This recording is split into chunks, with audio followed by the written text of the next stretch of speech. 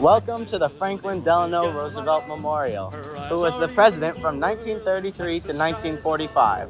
Her heart's as big as Texas, and wherever I may go, I'll remember her forever because I love her so. There are so many roses that... The Franklin Delano Roosevelt Memorial is situated on the mall beside the tidal basin. Interestingly enough, this is not the first memorial dedicated to former President Roosevelt. Initially, during his lifetime, Roosevelt asked for a memorial no larger than the size of his desk. A monument of this size was in fact constructed in 1965. However, the monument you are looking at now, which was constructed in 1997, did not exactly follow these wishes. This monument is divided into the different terms Roosevelt served as president, which, surprisingly, he served for a staggering 4 terms. However, his 4th ended prematurely as he died during it on April 12, 1945. As you walk through the different terms, you can see impactful depictions of Roosevelt and other Americans, which serve to create a sense of respect in the viewer for Roosevelt and what he did for this country. The main argument of this monument is that Franklin Delano Roosevelt had an incredibly important and impactful presidency, and that it should be remembered and honored. At this monument, there are impactful sculptures depicting images of the Great Depression. For example, this image showing men in a line to get free food, which helps show the effects the Great Depression had on urban life. The Great Depression impacted many Americans living in the United States in the 1930s, and Franklin Delano Roosevelt, in his 2nd term of office, released the New Deal, which was a set of acts and laws to help alleviate the economic struggles that resulted from the Great Depression. There is also a farmer and his wife depicted to represent the rural side of these effects. Another sculpture depicts large stone blocks scattered around the ground, some of them broken. In this sculpture, you can see on some of the bricks the quote, "I hate war," which Roosevelt once said in a speech. There are many depictions of Roosevelt himself as well, such as a depiction of him both in a wheelchair at the beginning of the monument and in a regular chair with a blanket over his legs at other points in the monument. The main way that people, excluding middle school tour groups, interact with this monument is by quietly observing the different statues, sculptures, mini waterfalls, and more.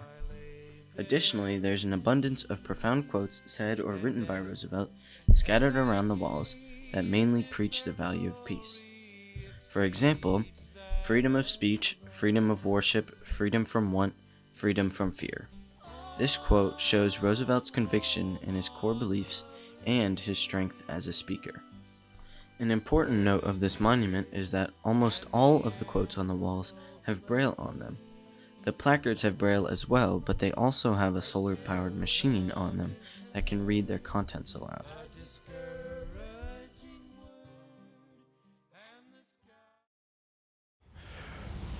Did you learn anything from this monument? Absolutely. Did you know who FDR was? Yes, you did, but did you know a lot about FDR before coming here? Very little. Very little. But I think I also hadn't realised, I know that he was well known and widely respected and got 4 terms as president, but I don't think I was aware that he'd also overseen some issues around racial segregation in housing and other things that were not so helpful. So obviously very mixed in some ways in terms of his presidency. Yeah, there was definitely a lot. It's definitely interesting to see how he struggled behind the scenes, but also, nobody's perfect, and back then, obviously. Yeah. All right. And last question. If you were to recommend this monument to someone, if they were to come and visit Washington, D.C., what would your main selling point be? I just think you get an insight into a moment in history. I think you get to see the Depression, the World Wars, the complexity of that time. And one of the things that struck me about FDR is just the fact that, you read the quotes from him, he didn't want to destroy the enemy. He wanted to create genuine, lasting peace afterwards, which is precious for all of us, I think. Yeah, that was very well said. All right, thank you so much for your time and have a great day. Thank you. No worries. All right, what's your name? Marcel. Okay, we're here with Marcel. He's from Switzerland. We wanted to ask you a few questions. What was your original perception of FDR, if you even knew him?